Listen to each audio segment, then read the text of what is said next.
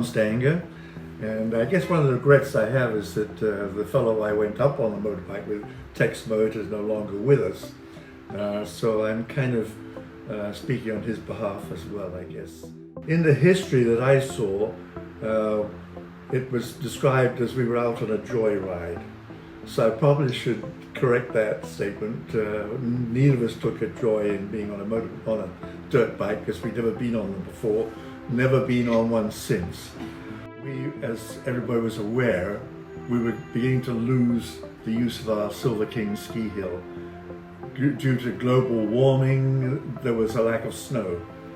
My interest at that time was managing the Silver King races, which were used to tour around the various circuits in their royal blue windjammers or ski jackets. Tex was president of the Chamber of Commerce, and I was a member of the Chamber of Commerce. And we sat down and one day and said, we got to do something about getting another ski hill. It was there had been a long history of skiing in Nelson, so it was very important. And so we started out by getting out topographical maps. It had to be accessible to the city, and it had to have snow, of course. And we knew it should have a northern slopes, or at least a good northern slope, so we had a long season. And from the topographical maps, we looked at a number of areas, both across the river from Nelson, where probably Bull Faces up in that area back there, Retallick out of Caslow, and areas out towards up the river towards Castlegar. And some of them appeared to have good snow, but they were very inaccessible. And then we talked to a lot of old-timers. We knew that people had been in, because there was logging in the area that we looked at, particularly Weimar Mountain was where we could see that from the topographical maps that the slopes were good. There were steep slopes, but there were also slopes that were not quite so steep. It was facing, most of it was facing north. Being a bowl, of course, it had southern slopes as well. We could tell all that from the map, and from talking to locals, we figured, hey, we're onto a pretty good thing here. So we persuaded Malkin Brothers to loan us the dirt bikes, or whatever they were called at that time, and loaded up, I think it was Tex's truck, and headed up to Cottonwood Creek. It was rough. It hadn't been used for a long time, and a spring runoff, so it was rutted, but it was a very beautiful run. It was a lovely day. I think it was probably April, May, and we had trees on either side of us, and it was a long trail. I think it's about 10 or 12 miles, as I recall. And then suddenly we broke out into this valley, and I mean we were gobsmacked. And it was treed enough that looked like it would be interesting.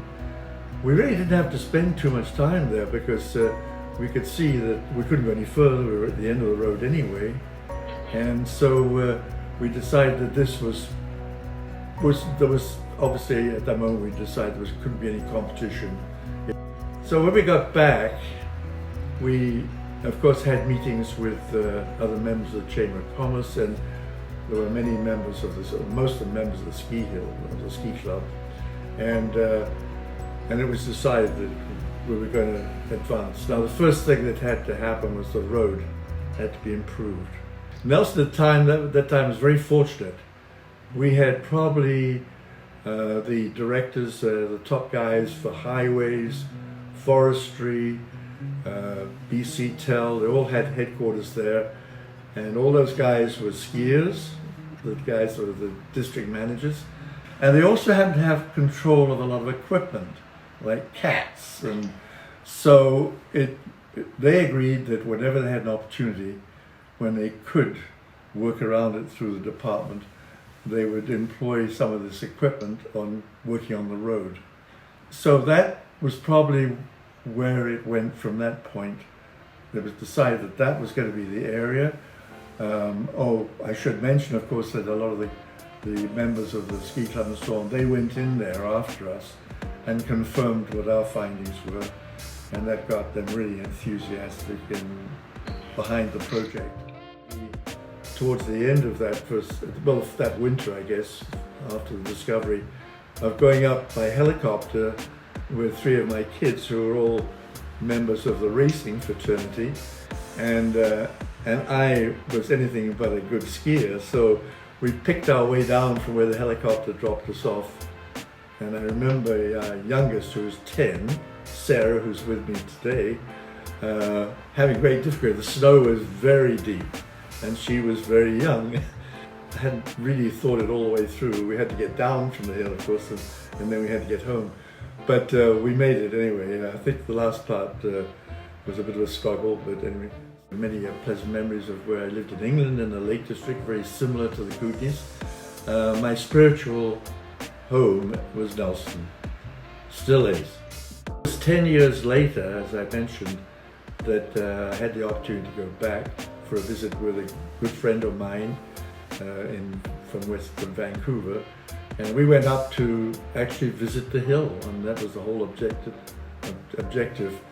And we were fortunate in that time that one of my other daughters, Jennifer, who's up there now, just around the corner from you, she was involved in Kootenay heli-skiing. Kootenay helicopter was the Kootenay heli-ski operation and had access to a helicopter. So we were very grandly, Jim Berry, my friend, and I helicoptered to the top of the hill, to the summit. I'm sure there were a lot of people wondering, who the heck are those guys? We skied down, and I think we did a run or two before we left and came back to Vancouver. But it was a great experience to be up there 10 years later to see what had happened. I mean, it was just such a thrill. I hope probably next summer, when I get up this coming summer, to maybe take the ride up the road to see the hill the way it is now without the snow. One of the things that I've always felt very proud about, although I have to say that we didn't discover the natural state that was there. I mean, that was obviously the loggers had seen it in the back time. Yeah, I guess we could say we rediscovered it, but for a different purpose. We repurposed it. I was there to see the road being developed. I was there to go in with other volunteers to sort of test the hill on the ground and reconfirm what we felt initially. I'm very excited at the idea that there's going to be a run that's going to carry the Stanger name. I don't think I'm going to be able to do that run, but God willing, I might get up on this helicopter again and look at it from the top or the bottom. I know there are a number of the family that won't have any problem navigating that trail, but Dad won't be joining them. It's funny how life does, it sort of ends up being in sections, and you know, your life experience changes suddenly. You're suddenly not in Ontario, now you're up in Nelson in God's country, and who knows where you go next? Nobody does, you know, something happens.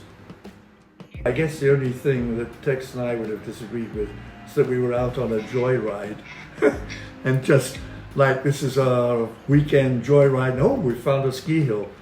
There was a lot more to it than that.